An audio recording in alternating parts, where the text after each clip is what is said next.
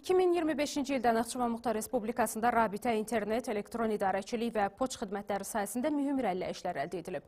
Muxtar Respublikanın şəhər, rayon və kənd mərkəzlərində sabit telefon xidmətləri göstərilib, il ərzində 647 yeni nömrə abonentlərin istifadəsinə verilib.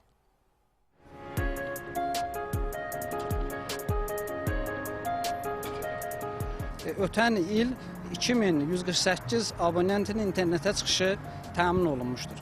Elektron imza sertifikatının verilməsi istiqamətində işlər uğurla davam etdirilmiş. 2025-ci ildə 638 sertifikat hazırlanaraq aidiyyatı üzrə təqdim olunmuşdur. Və beləliklə 2020-2025-ci illər ərzində ümumilikdə 3527 elektron imza sertifikatı verilmişdir.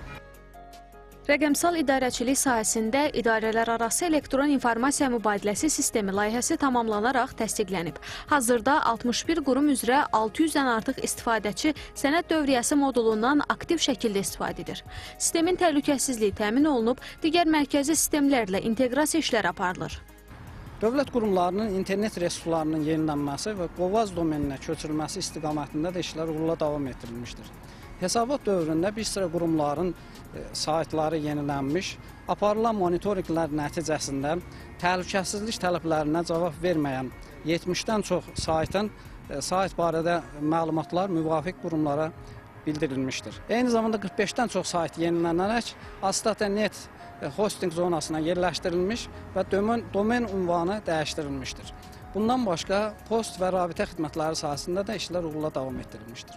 2025-ci il ərzində Naxçıvan-Bakı, Naxçıvan istiqamətində 135 mindən çox sərnişin daşınıb, onlayn bilet satışı təmin edilib. Həmçinin il ərzində 175 min kiloqrama yaxın bağlama qəbul edilib və ya göndərilib. Poçt məntəqələrində kommunal, sosial və bank ödənişləri qəbul olunub. Ötən il Muxtar Respublikada telekommunikasiya xidmətlərinin səviyyəsi müasir tələblər səviyyəsinə yüksəldilmiş, bu istiqamətdə ardıcıl tədbirlər həyata keçirilmişdir.